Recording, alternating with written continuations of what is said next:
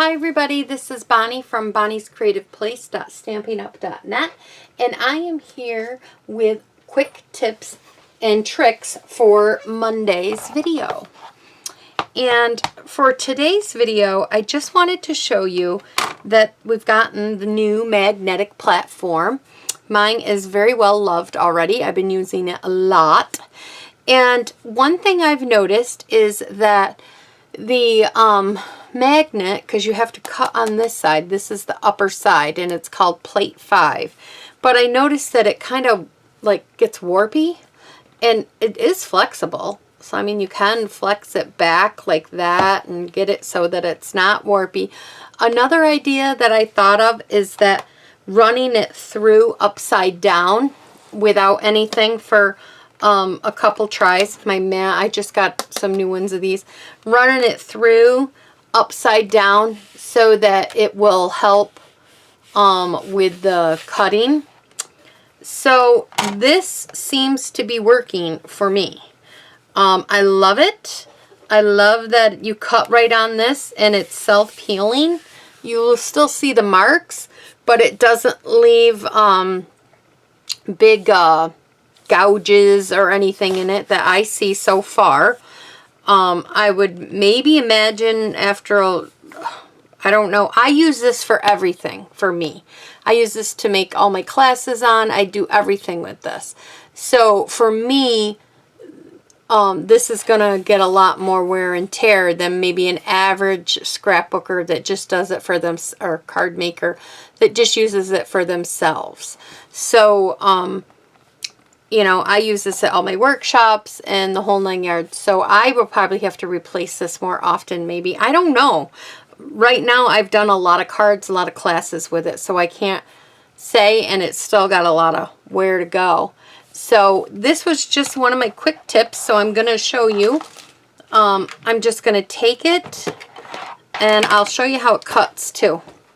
I'm going to open up the Big Shot here. Or Big Shot. It's called the Stamp and Cut and Emboss. I'm going to place this on upside down.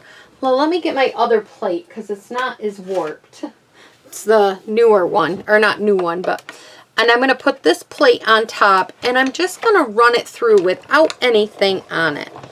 And I don't know, if I'm just going to do it a couple times because I mean it just goes through quickly. It's not like a struggle or nothing. I'm not cutting nothing. I'm just kind of trying to form my mat back again. And that seemed to have done the trick. So I guess just running it back through a couple times seems like it might work with nothing on it. It might need a little shim. Let me try that because it still feels like it's not doing nothing, because it doesn't have anything on there. Let me get a scrap piece of paper here. And I'm just going to put this thin piece of paper on there. I'm going to put this plate. And I'm just going to, yeah, that helps it. And I'm just going to run this plate through. Now I feel like I'm getting a little resistance. And I'm going to do it a couple times. Well, let me help it. And I think this is going to help it go back to its shape. It won't go perfectly back, but it will definitely make it less wavy. Yeah, so if yours gets a little wavy, you could do this to it, and you can flip it over and roll it on the other side. So that's my tip for this, but I will show you how to cut with it. It's really fun. It's really easy. So I've got a leaf here. And you can stamp it and cut it. Or I'm just going to use this paper here. And you just put this down and it magnetizes right to the, well, this paper is too wrinkly now. Let me grab another scrap here. Here's a scrap with a piece in it. And this just catches the, now I got a piece that's too big.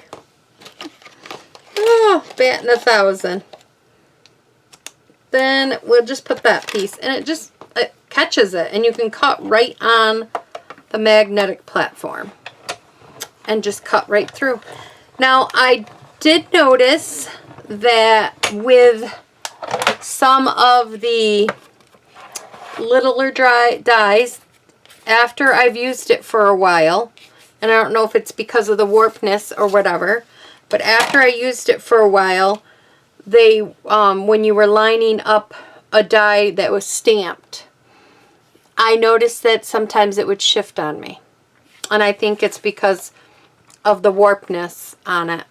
So I used it, but I also used my Post-it note tape with it to help hold it down in position so that it wouldn't move.